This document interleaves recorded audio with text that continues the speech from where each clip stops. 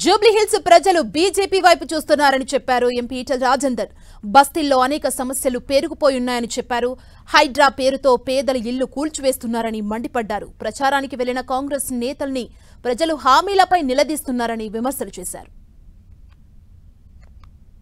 మరిన్ని వివరాలు మా ప్రతినిధి అజయ్ అందిస్తారు. జూబ్లీహిల్స్ ఉప ఎన్నికలకు సంబంధించినటువంటి ప్రచారం చివరి జతకు చేరుకుంది. ఈరోజు సాయంత్రం 5 గంటలతో ప్రచారం కూడా ముగినుంది. ఈ నేపథ్యంలో మనతో పాటు బీజేపీ ఎంపీ ఈటెల రాజేందర్ మనతో ఉన్నారు. ఆయన అడిగి మరిన్ని విషయాలు తెలుసుకునే ప్రయత్నం మనం చేద్దాం.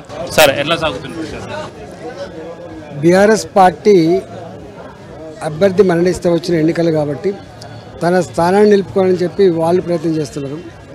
అధికారంలో ఉన్న రేవంత్ రెడ్డి గారు ఎన్ని అడ్డదారులను తొక్కి గెలవాలని చెప్పి వారు ప్రయత్నం చేస్తున్నారు.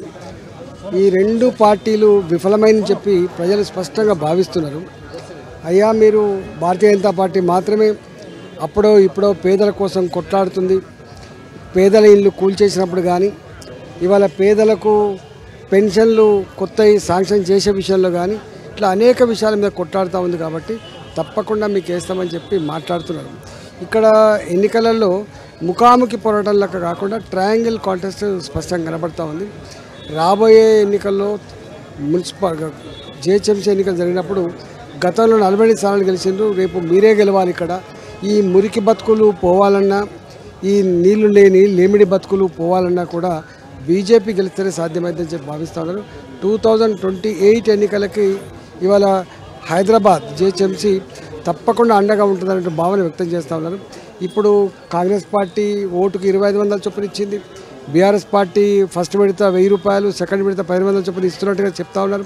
కాబట్టి ప్రలోభాలు, డబ్బుల ప్రవాహం ఉన్నప్పటికీ కూడా బీజేపీకి ఓటేస్తామనే ఫీలింగ్ మాత్రం ఉంది. నియోజకవర్గంలో తిరుగుతుంటే మీకు ఎలాంటి సమస్యలు మీ దృష్టికి వచ్చాయి? బీజేపీ ఎమ్మెల్యే ఇక్కడ గెలిస్తే వాటిని ఎట్లా రెక్టిఫై చేస్తారు? అసలు మురికి కాలువలు చక్కగా లేవు, తాగే నీళ్లు చక్కగా వస్తలేవు, వీధి దీపాలు చక్కగా లేవు, గతుకుల రోడ్లు, చిన్న చిన్న ఇండ్లు 60 గజాలు 80 గజాలలో కట్టుకున్నటువంటి ఇళ్లల్లో అసలు దుర్భరమైన జీవితం గడుపుతూ ఉన్నారు. వాళ్ళు అడుగుతున్న మాట ఏంటంటే, వీళ్ళంతా కూడా ప్రభుత్వ పరమైనటువంటి హామీలను నమ్మి ఓట్లేసింది. కాబట్టి అయ్యా, మేము చాలా పేదోళ్ళం, ఏ పూటకు ఆ పూట పని చేసుకుంటే తప్ప బతికే వాళ్ళం కాదు. కూరగాయలు అమ్ముకుంటోళ్ళు, పండ్లు అమ్ముకుంటోళ్ళు, ఇళ్లల్లో 4 ఇళ్లలో పని చేసుకునే వాళ్ళు, లాండ్రీ షాపులు పెట్టుకొని నడుపుకుంటోళ్ళు, కటింగ్ షాప్ పెట్టుకుని నడుపుకుంటోళ్ళు, కంపెనీలలో పనిచేసే వాళ్ళు, ఒక్క మాటలో చెప్పాలంటే ఏ పూటకు ఆ పూట కూలి పని చేసి వాటి డబ్బులతో బతికే వాళ్ళే కనబడుతూ ఉన్నారు. కాబట్టి వాళ్ళు అడుగుతుంది ఏంటంటే, అయ్యా, మా 2500 రూపాయలు ఇస్తా అని చెప్పిండ్రు, ఇస్తారా లేదా నెలకు?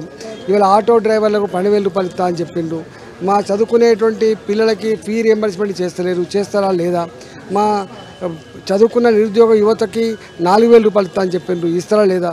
ఇలాంటి ఇవాళ కొండ 4 మంది అయితే ఉన్న 4 పోయినట్టుగా ఈ డబుల్ బెడ్రూములు దేవుడికి కానీ, మా చుట్టాల మా పక్కాల వాళ్ళు హైడ్రా పేరిట కట్టుకున్న ఇళ్ళను కూల్చేస్తున్నారు, దాన్ని ఆపుతారు లేదా అని చెప్పి ఇలాంటి అనేక సమస్యలు. అంటే ఒక్క మాట చెప్పాలంటే, వీళ్ళు చెప్తున్నట్టుగా ఇక్కడ కులం సమస్య లేదు, మతం సమస్య లేదు, ప్రాంతం సమస్య లేదు, అందరి సమస్యలు ఒకటే సమస్య, బీదరికం సమస్య, కన్నీళ్ళ సమస్య, బతుకు సమస్య తప్ప ఇంకో సమస్య ఇక్కడ కనబడతలేదు. ఫైనల్గా జూబ్లీహిల్స్ ఓటర్లకు ఏం రిక్వెస్ట్ చేయదలుచుకున్నారు, ఏం చెప్పబోతున్నారు? మీరు 10 ఏళ్ళు చూసిండ్రు బీఆర్ఎస్ పార్టీని, కేసీఆర్ని మళ్ళీ రావద్దని చెప్పి భావించారు కాబట్టి మీరు ఓడగొట్టిండ్రు. ఇవాళ కాంగ్రెస్ పార్టీ 2 సంవత్సరాల కాలంలో ఏం హామీలు ఇచ్చింది, ఏమి అమలు చేస్తున్నారో చూస్తూ ఉన్నారు. ఇవాళ ఈ ప్రభుత్వం సంపూర్ణంగా విఫలమైందని ఉన్నది. కాబట్టి రేపు ఈ మురికి కాలువలు బాగుపడాలన్నా, రేపు రోడ్లు గతుకుల రోడ్లు పోవాలన్నా, రేపు మీకు సమస్యలు ఏ హామీలు అయితే ఇచ్చిందో హామీలు అమలు కావాలన్నా కూడా బీజేపీ మాత్రమే ఓటేయాలని చెప్పి మేము విజ్ఞప్తి చేస్తున్నాం. ఇది మొత్తంగా చూసుకోవచ్చు. ప్రచారం కూడా పూర్తి స్థాయికి కంప్లీట్ అయినటువంటి పరిస్థితి మనకు కనబడుతుంది. గత 10 ఏళ్ల బీఆర్ఎస్ పాలన చూశారు, 2 ఏళ్లలో కాంగ్రెస్ కూడా పూర్తి స్థాయిలో విఫలమైంది. ఈ మురికి కాలువలు, డ్రైనేజీలు, పొంగిపొరలు పోవాలంటే బీజేపీకి ఒక అవకాశం ఇచ్చి చేయాలి, బీజేపీకి ఓటేయాలంటూ కూడా ఈటెల రాజేందర్ కోరుతున్నటువంటి పరిస్థితి కనబడుతుంది. కెమెరామెన్ మనోరంజన్తో అజయ్, 10 టీవీ, హైదరాబాద్.